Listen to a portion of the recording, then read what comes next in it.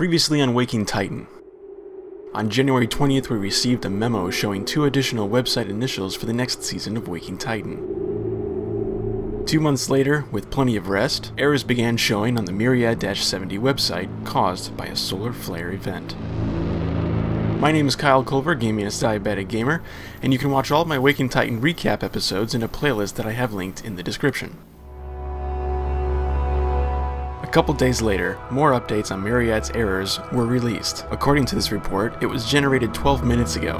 You really have to appreciate the totally non-linear timestamp on this thing. Whoever created this report certainly doesn't live in the same time frame we do. This time the error is isolated to a client known as 3597B. Process cannot be suspended due to critical conditions. That sounds bad. The solar shields are offline, and the number of unit clusters has risen well over 114,000. Beijing's ground speed got a small boost, and the magnetic generation field is online, but with major issues in the aforementioned client. And the satellite launch windows have been cancelled altogether. Now I have a feeling there's a storm coming that will make that status permanent.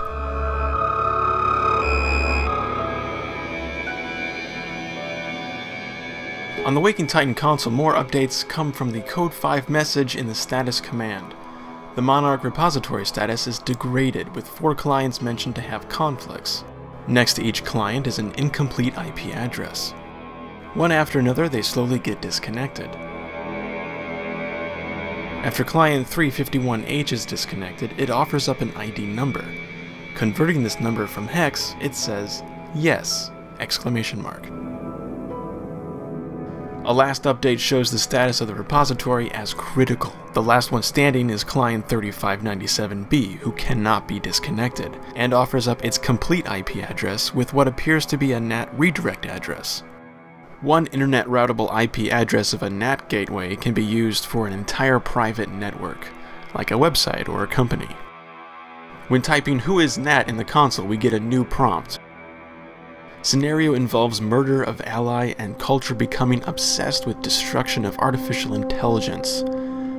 Semi-survival retrieval of entity null shows further instance of self-doubt by blank, troubling factor, repeated pattern of blank, silence and self-mythicization. This references in-game lore of No Man's Sky. Null was a Vy'keen leader and a rival of Herc the Great. In the Vy'keen history, Herc claimed to have heard from the Great Monolith. It told Herc about the coming of the Travelers, that they should not be met with war, but be helped. When Herc asked about the Sentinels, the machine race distributed by the Atlas, the Great Monolith was silent. So in his own calculation, Herc called the Vy'keen to wage war against the Sentinels until they had been eradicated. Null stood next to Herc and said, "Fool! Sentinels cannot be vanquished!" Herc, with furious rage, struck Null the fool from the mountain. For 3 moons and suns, Null fell before being claimed by Doom. On the many corrupted worlds that show signs of decay for the Great Simulation, the Traveler can find boundary failures, which offer reports of past events by Telemon, often corrupted and out of context.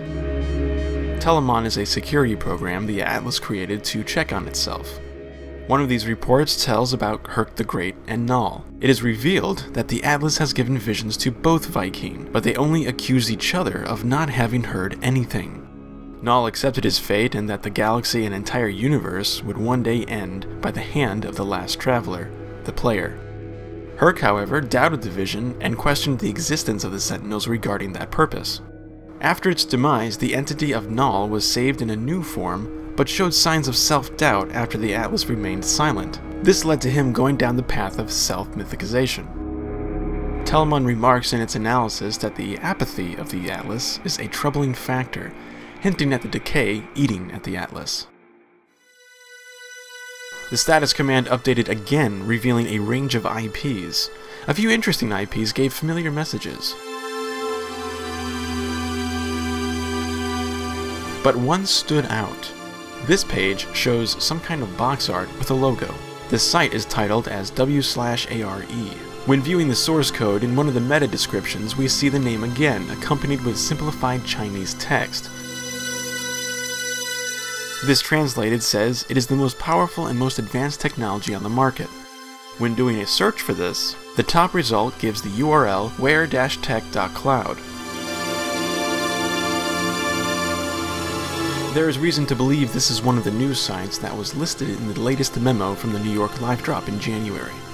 While the whole site is in Chinese, it can easily be translated using Google's default translation feature.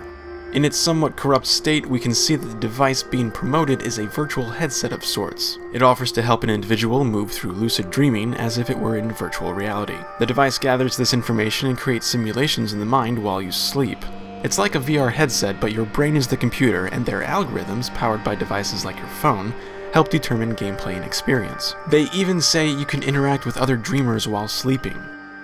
Whether it's a stimulated single-player experience or playing a real massive multiplayer online game with friends, all textures, sounds, smells, and tastes are just like real life. The Wear system is a mirror of the human soul. One of their selling points is the idea that you spend time in this dream reality without compromising your rest. As the website states, many companies encourage their employees with the use of time to maximize the time. They even link to a Washington Post article that talks about how American full-time workers are working much longer than the typical 40-hour week.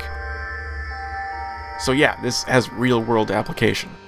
The product page finishes with a button to apply immediately. Yes please? When signing up, you receive an email. Under their logo are 3 pairs of numbers. My email offered 30, 31, 38.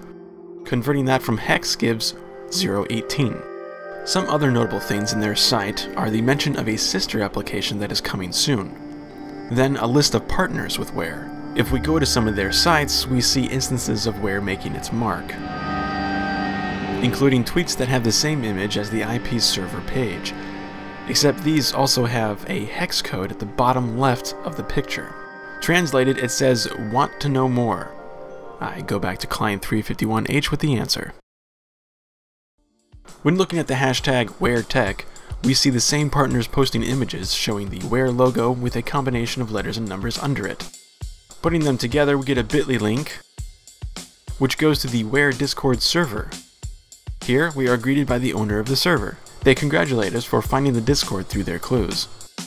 Continuing in the WearTech hashtag, we see the official Wear account posting a video advertising their product, partners, and stating it's shipping soon.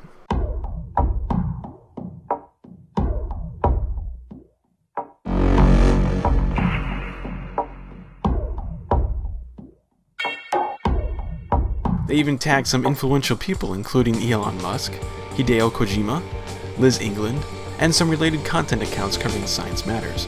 Going to the Wear profile page, the latest tweet is a retweet from Whispery Whale, which says, "In the fabric of a dream, one can easily get lost. It is only the word null that can take back this paranoia. I wish to know more." During this time in the Wear Discord server, the admin mentions a community puzzle going on and that everyone should vote on a few moderators for the community to help maintain the channel. So several users were tagged in tweets posted by another Twitter account, W9RPQ45E. These converted from hex to ASCII, we get this. Now taking the account name and putting it into a pastebin, we get another alphanumeric string. The first code is a TX hash for an Ethereum transaction at this link. Inside the transaction is input data, and when converted, it provides another pastebin that shows another alphanumeric string. Combining the first and second strings, we get the private key for the account mentioned in the Etherscan link. When taking the 2 strings and using every other character, we end up with the string that appears in the current status command. Several community mods were voted on for the Wear Discord server, and then we received a confirmation from the admin. They say that in the next day, one of their partners will have a giveaway, and that there will be more to come in the weekend. March 28th, 2018. The next day, the status command on the Waking Titan console updated saying, "Monarch repository, data loss imminent. Command update Mercury loop 16. Typing in loop 16 gets help." Oh, Emily. Typing in Mercury gave this. Mercury process build XXXX. Ready to load branch version 1.5. Send password code in hex to Telegram Mercury HG80. At roughly the same time, Weir posted a tweet addressing developers with a link to a pastebin. The only password hint that's available is for the Weir version 1.5, with a certain number of characters and a quote, "Descended from night, I share the blood of nightmares. Look forward to the gates of horn and ivory." This is Greek mythology regarding dreams, and more specifically, nightmares, as it is capitalized. The Greek god of night is Nyx, who was the mother of Morpheus, the god of dreams. The answer is Morpheus. Converting this to hex and sending it to the user Mercury HG80 through Telegram triggers the console to update. Now, if we type Mercury, we see additional information. Process started by community, ETA 11BST. The link goes to a tweet from Sean Murray showing a phone with an incoming message of the password just sent in. He adds, "The cause is hidden, the effect is visible to all," which is a quote from the Roman poet Publius Ovidius Naso, who today is best known for the Metamorphoses, a 15-book continuous mythological narrative written in the meter of epic. Hashtag 11BST. 11 AM BST would set the ETA for the following day. Almost immediately after, the Weir admin began the giveaway in their Discord server. The prize was a Steam key for 15 winners. The keys were revealed to be for games like Late for Work, The Shrouded Isle, who Weir had partnered with. Later, Sean's tweet of the Telegram message was deleted. The console command Mercury updated one more time to simply show process started by community, ETA 1100 BST. On March 29, 2018, just minutes before 11 BST, Sean tweeted again saying what he was about to share was just a small announcement.